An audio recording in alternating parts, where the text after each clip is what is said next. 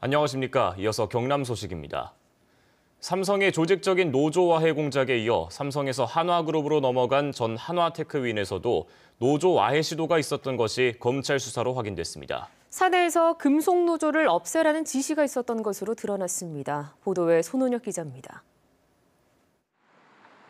한화테크윈 시절인 2015년 하반기 작성된 문건입니다. 주요 현안에 반장 11명 노조 탈퇴, 2명은 면담 중이라고 돼 있습니다. 교체는 회유가 실패해 반장 직책을 박탈한다는 의미입니다. 회사가 노조 탈퇴를 종용하고 관리했다는 방증입니다. 노조를 하냐, 발전을 할 수 있느냐, 이런 식으로 분위기를 많이 만들어왔었죠. 그래서 심리적으로 압박을 많이 받았고. 검찰은 한화가 조직적으로 노조 탈퇴를 종용한 것으로 보고 배모 전무와 서모 상무 등 임직원 9명을 기소했습니다. 간부 워크숍에서 배 전무는 금속노조를 우리 사원으로 보지 말라며 노조 탈퇴 종용을 지시한 것으로 드러났습니다. 이들의 중장기 노사 안정화 전략에 따라 사측의 우호 인사들로 재편하는 현장 관리자 우군화 방안이 시행됐습니다. 금속노조 새 축소, 기업노조 세력 확대 방안 등도 논의됐습니다. 기업노조 설립에 사측이 관여한 의혹도 제기됩니다. 테크인주의 설립 나흘 뒤 전격적으로 설립된 기업노조. 사측으로부터 기업노조 위원장 출마 요청을 받고 거절했다는 겁니다. 내려와서 기업노조 위원장을 해라. 이런 식으로 바로 그냥 대놓고 얘기를 했습니다. 저한테. 3년 동안 6명이 해고됐다 복직된 테크인지회. 아직까지 특근 잔업과 고가 등에서 조합원들을 차별하며 조합 탈퇴를 유도하고 있다고 주장합니다.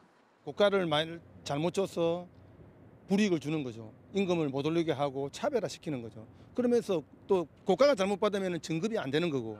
설립 당시 1,300여 명이던 금속노조 조합원은 800여 명으로 대폭 줄었습니다. KBS 뉴스 손원혁입니다. CJ 대한통운 대리점주들이 노조원들의 노조 탈퇴를 종용하고 협박한 사실 전해드렸죠. 그런데 노조 탄압의 대리점뿐만 아니라 CJ 대한통운의 본사가 개입했다는 의혹이 제기되고 있습니다. 강예슬 기자가 보도합니다.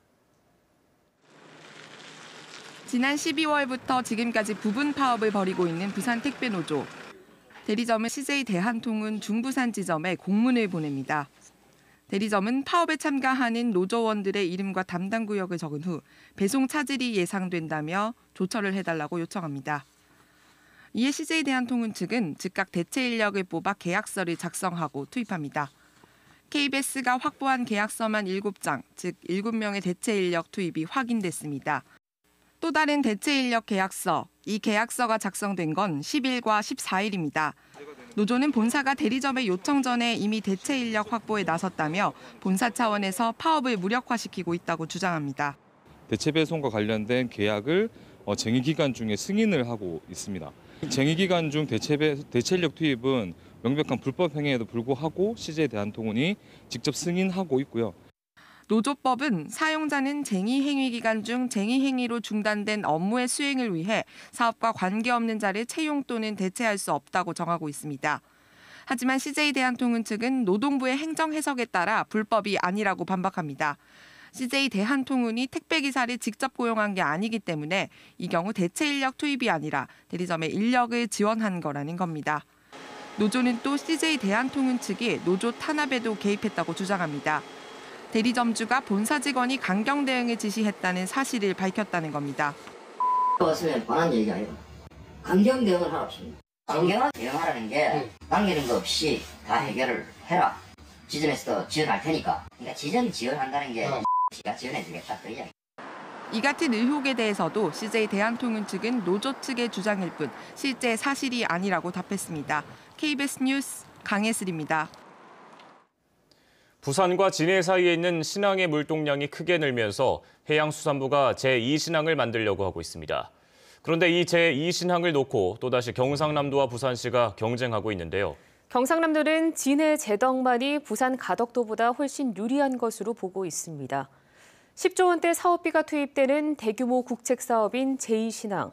경상남도가 유치할 가능성과 효과 등을 조미령 기자가 짚어드립니다. 초록색 공간이 21개 선석이 운영 중인 신항입니다. 대형 컨테이너선이 크게 늘면서 오늘 2050년 4천만 TEU 처리가 가능한 새 항만 개발이 추진되고 있는데요. 경남과 부산이 치열한 유치전을 펼치고 있는데 어디가 더 유리할까요? 진해 제덕만을 보시면 부산 신항과 연계해서 운영할 수 있고 환적 화물의 터미널 간 이동이 용이합니다. 현재 추가 개발 중인 보라색 공간이 더 확장되는 것이어서 사업비가 12조 7천억 원, 부산 가덕도보다 5조 원 적게 듭니다. 단점으로는 주변 어업인의 민원과 배후단지 입지의 한계 등이 있는데요. 이에 반해 부산 가덕도는 새로운 입지의 개발을 하다 보니 배후단지 확장성이 유리하고 민원이나 해상교통 혼잡이 덜합니다. 하지만 가덕도는 제2신항 건설 비용이 진해보다 약 5조 원 정도 더 들 것으로 예상되고 기존 신항과도 상대적으로 멀어서 운영이 이원화될 것이라는 우려가 큽니다. 여기에 인근 습지보호지역과 문화재 보호구역도 걸림돌입니다. 이 때문에 해양수산부도 제2신항을 진해에 만들 경우 신속한 사업 추진이 가능한 반면 부산 가덕도는 환경영향평가 등으로 사업이 지연될 것으로 분석한 것으로 알려졌습니다. 특히 진해로 선정되면 올해 상반기 제2신항 기본계획 고시도 가능할 것으로 보고 있습니다. 지금 막바지 조율 중에 있어가지고 끝나면은 발표가 될 겁니다. 지역 간에 뭐 이게 다툼 이런 문제가 아니고 국가 전체적으로 이 대승적인 차원에서 유리하겠느냐. 진해가 더 유리한 것으로 판단한 경상남도는 조만간 창원시와 전담팀을 꾸려 정주 여건 조성과 연관 산업 유치 등 장기 종합 계획도 세울 전략입니다. 그 신항으로 해서 시너지가 나오고 부가가치가 나오는 것이 우리 진해 지역에 정말로 그 이익이 될 수 있도록 우리 도에서는 준비에 박차를 가하고 있습니다. 제2신항의 생산 유발 효과는 13조 4천억 원, 부가가치 4조 5천억 원에 고용 창출 9만 6천여 명이 기대됩니다. 제2신항을 반드시 경남에 유치해야 합니다. 그렇게 해서 동부가 플랫폼 이 부산과 함께 동남권의 구현이 되고 대륙과 해양을 잇는 물류 중심지로서의 역할과 기능을 강화해 나가겠습니다. 동부가 물류 플랫폼을 구축하겠다는 김경수 도정의 청사진이 밑그림을 그릴 수 있을지 제2신항 입지는 이르면 이달 말쯤 발표될 예정입니다. KBS 뉴스 조미령입니다. 거제조선소 인근 바다에서 대형 그물을 쳐놓고 조업을 하는 한 정치망 어장이 망가지는 피해가 수년째 반복되고 있습니다. 조선소의 자재를 실어 나르는 선박들이 어장을 가로지르다가 망가뜨리는 것으로 추정되는데요. 손해배상은 제대로 이뤄지지 않고 있습니다. 보도에 최진석 기자입니다. 거제 옥포 국가산단 인근 앞바다. 조선 기자재를 실어 나르는 60톤급 예인선이 10시간 넘게 멈춰섰습니다. 한 정치망 어장틀에 프로펠러가 걸려 빠져나가지 못한 겁니다. 해당 어장은 대형 틀이 망가지고 그물이 찢어지는 등 큰 피해를 입었습니다. 쪽에는 사고는 많이 난 환경적인 부분은 그렇게 돼 있더라고요. 조선소로 기자재를 운반하는 일부 예인선과 선박들이 운반 시간과 유류비를 아끼려 어장을 가로지르다 일어난 일로 추정됩니다. 지난 4년 동안 해당 어장이 훼손된 것만 11차례. 인근 대우조선을 오가는 선박들이 원인으로 추정되지만 손해배상이 이뤄진 건 현장에서 적발된 2건밖에 없습니다. 나머지는 증명할 길이 막막하기 때문입니다. 저 같은 경우 해경에도 신고를 하고 이랬지만 실제로 잡는 경우는 거의 없었습니다. 한 번도 없었다고 볼 수가 있습니다. 대우조선은 기자재 운반 업체들의 주의를 주는 선에서 그치고 있습니다. 터그보트나 바지선 쪽 선주들인데 솔직히 예전에는 보험이나 이게 잘 안 되니까 도망도 가고 이런 경우가 좀 있었던 것 같아요. 근데 요즘에는 저희가 그걸 용납을 안 하거든요. 어장이 망가질 때마다 복구에 드는 비용은 최대 2억여 원. 어장주는 어장을 비추는 감시 카메라 설치 등 예방책을 호소하고 있습니다. KBS 뉴스 최진석입니다.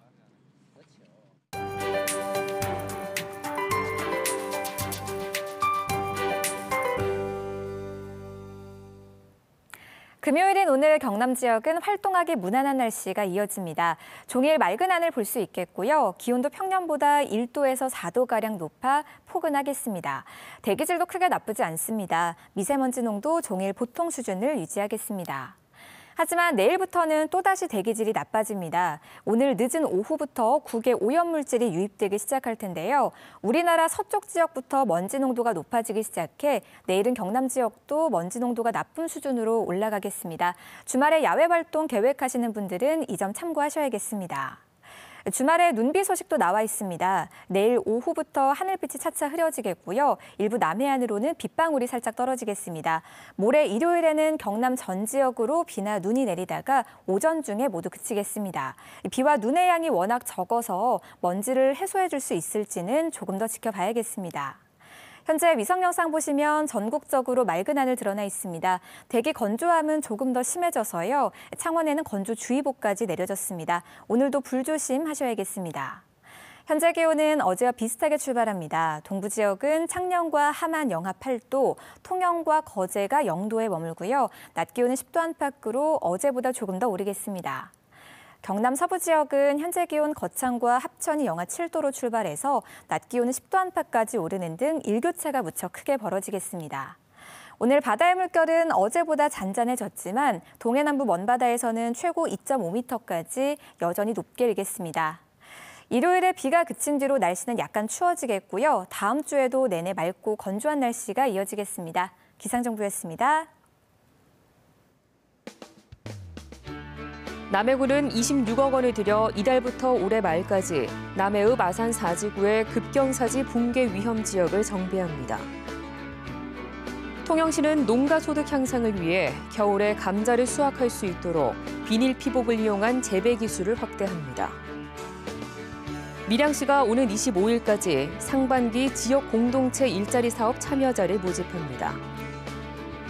사천시가 오는 23일 대방마을회관에서 도시재생 사업인 바다로 열리는 문화마을 큰고을 대방구랑 추진을 위한 주민설명회를 엽니다.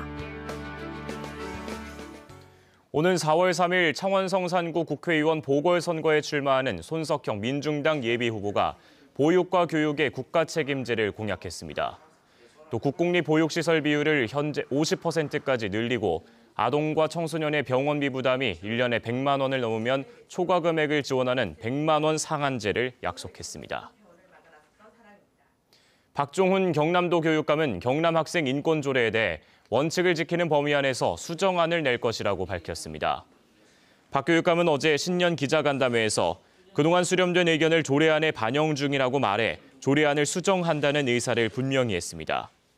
또 새 학기에 학생 대상으로 인권조례 설명회를 열기로 해 조례안의 도의회 제출은 3월 이후가 될 것임을 시사했습니다. 경남 학생 인권조례 제정을 반대하는 단체가 경남도의회 앞에서 삭발식을 열었습니다. 경남 학생 인권조례 반대 단체는 어제 경남도의회 앞에서 대표자 8명이 삭발식을 했습니다. 반대 단체는 이어 경남도의회를 방문해 조례 제정 반대 의견서와 참석자들이 현장에서 쓴 혈서 등을 전달하기 위해 도의회 의장 면담을 요구하는 시위를 벌였습니다. 의약품 리베이트로 고급 수입차를 받은 병원장에 대해 법원이 2심에서도 유죄를 인정했습니다.